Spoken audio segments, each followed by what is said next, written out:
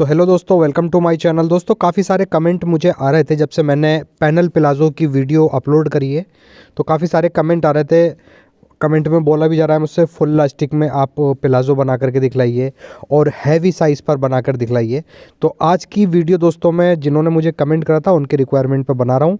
इसके अंदर दोस्तों हम 14 पैनल डालेंगे प्लाज़ो के अंदर, फुल लास्टिक में बनाएंगे और इसको बनाएंगे हम 52 हिप के अकॉर्डिंग, यानी कि 52 हिप के अकॉर्डिंग हमने ये प्लाज़ो बनाना है।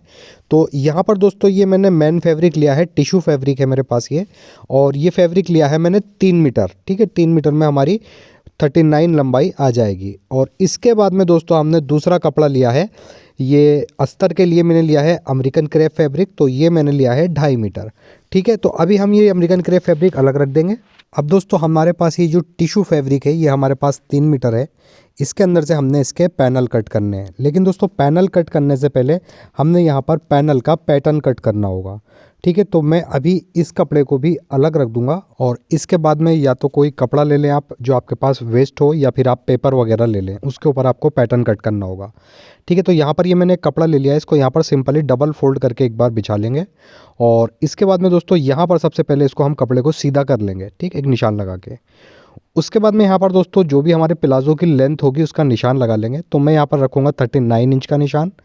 ठीक है, अब दोस्तों यहाँ पर आती है हिप की बारी। हमारे जो प्लाज़ो का हिप रहेगा तो 52 हिप के अकॉर्डिंग हमें बनाना है ये। ठीक है, तो 52 में हम सिंपली 4 इंच दोस्तों यहाँ पर प्लस कर लेंगे। ठीक है, तो ये हो जाएगा 56 इंच, यानी कि 56 इंच। अब दोस्तों हमें 56 का यहाँ पर हाफ़ कर लेना है, तो 56 का हाफ़ हो जाएगा हमारा 28।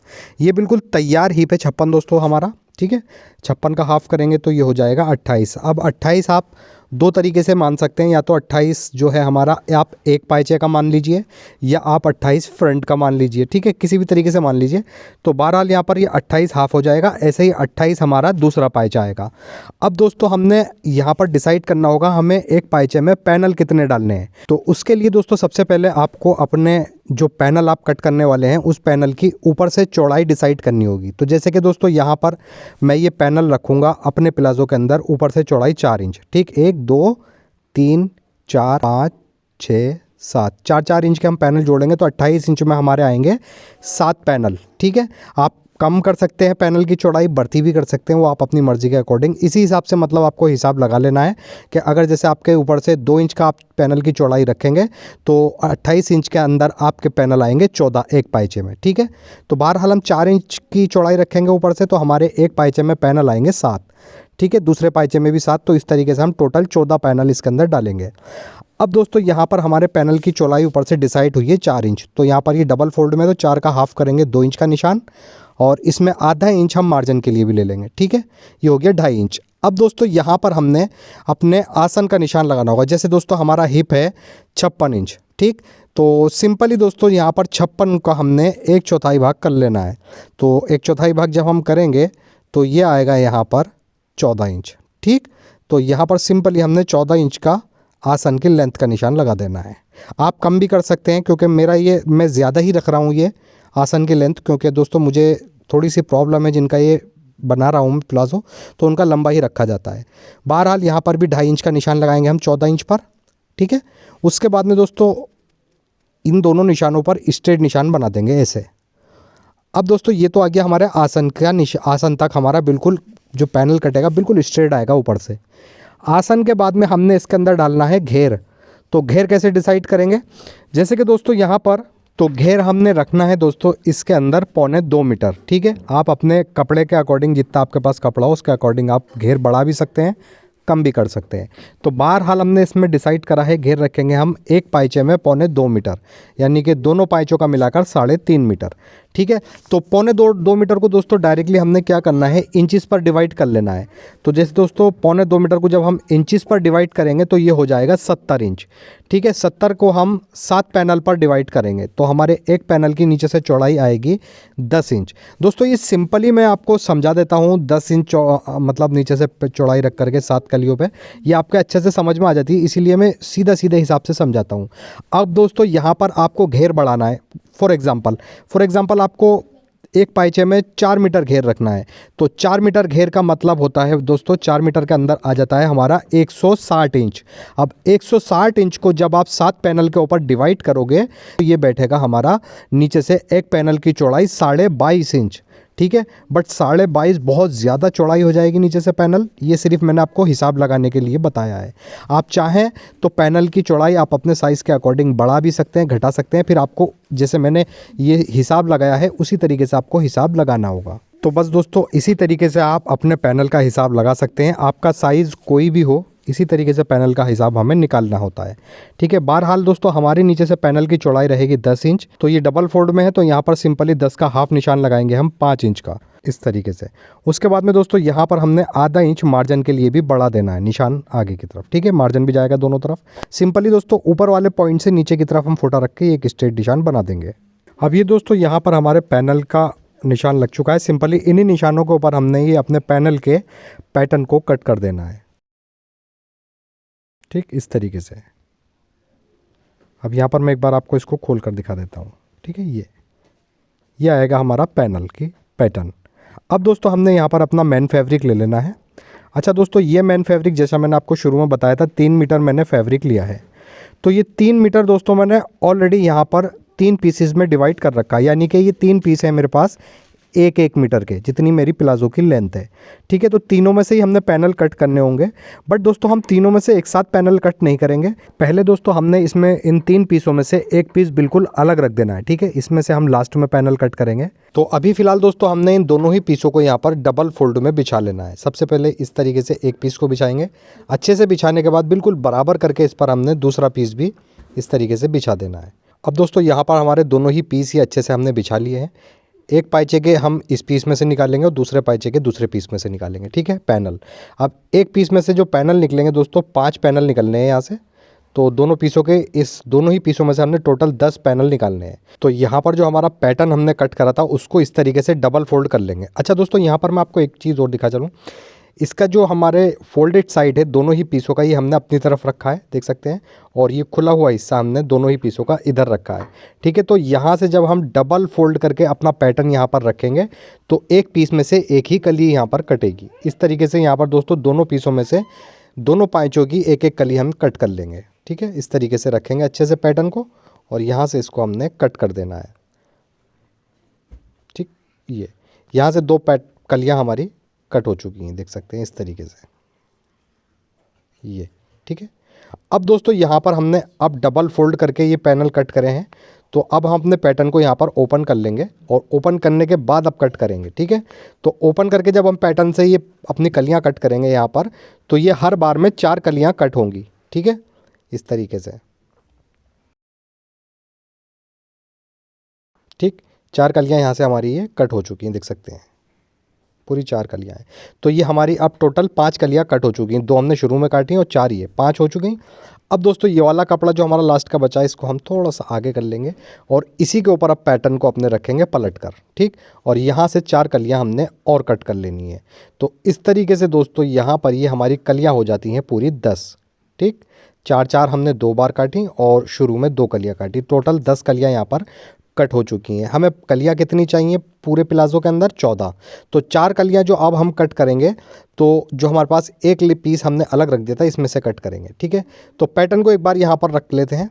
देख सकते हैं ये हमारे पैटर्न की यहाँ पर कटिंग होगी जहाँ मैं निशान लगा रहा हूँ। ठीक है, अभी मैं कट नहीं करूँगा, आपको थोड़ा सा समझाऊँगा।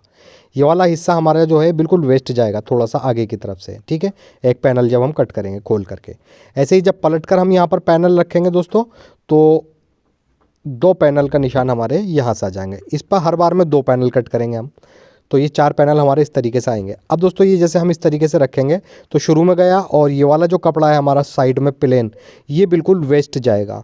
तो हमें क्या करना है, या तो हम इसको काट सकते हैं यहाँ से, सिंपल इसको काट करके अपने पैनल यहाँ से निकाल लेंगे।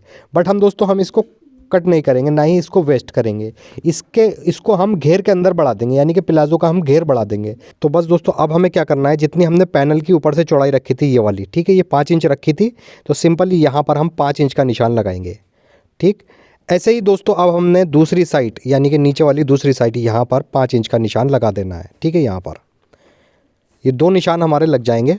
और फिर अब दोस्तों हमने इंची टेप रखना है, इन दोनों निशानों को मिला लेना है। इस तरीके से।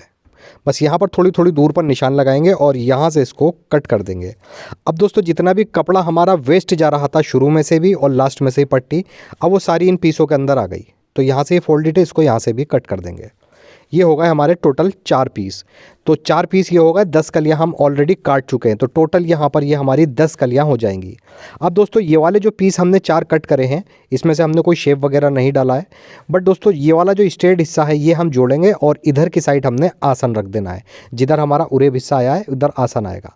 अब यहाँ पर एक बार पैटर्न रख कर देख सकता हूँ, देख सकते हो दोस्तों यहाँ पर पैटर्न के अंदर हमारा इतनी जो है घेर हमारा बढ़ जाएगा घेर में। ठीक है, तो इस तरीके से दोस्तों हमने अपना कपड़ा वेस्ट नहीं करा। अगर आप चाहें तो बराबर से कट कर सकते हैं। फिलहाल दोस्तों यहाँ से हम पैटर्न हटा देंगे और ये स्ट्रेट वाला हिस्सा हमने पैनल में जोड़ना है लास्ट में, और ये जो उरेब वाला हिस्सा है यहाँ से हम निकालेंगे आसन इस तरीके से। ठीक है, आई होप आप समझ गए होंगे। अब हमने दोस्तों बस सिंपली यहाँ पर पैटर्न को आधा इंच का मार्जिन लेते हुए सारे पैटर्न को एक साथ जोड़ देना है। पहले हम दोस्तों ये सेंटर वाले पैनल रख लेंगे जो एक कली हमने काटी थी शुरू में। उसके बाद में इसके दोनों तरफ हमने एक एक पैनल अटैच कर देना है।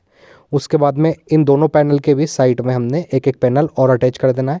इस तरीके से 5 पैनल हो जाएंगे। अब ये वाला जो हिस्सा है दोस्तों जो लास्ट में हमने कट करे हैं 4 पीस, इन 4 पीसों में से एक पीस इधर अटैच करेंगे और एक इधर कर देंगे अटैच। इस तरीके से यहाँ पर ये हमारे 7 पैनल अटैच हो जाएंगे। ऐसे ही दोस्तों हमने दूसरे पाइचे के भी 7 पैनल एक साथ अटैच कर रखे हैं ऑलरेडी। ठीक है, अच्छे से हमने इसके ऊपर यहाँ पर प्रेस वगैरह कर लिए। अब हमें क्या करना है दोस्तों, हमने यहाँ पर सिंपली इसका एक बार मैं आपको घेर भी नाप कर दिखला देता हूँ कि इसका घेर कितना है। मैंने आपको शुरू में बताया था 1.25 मीटर।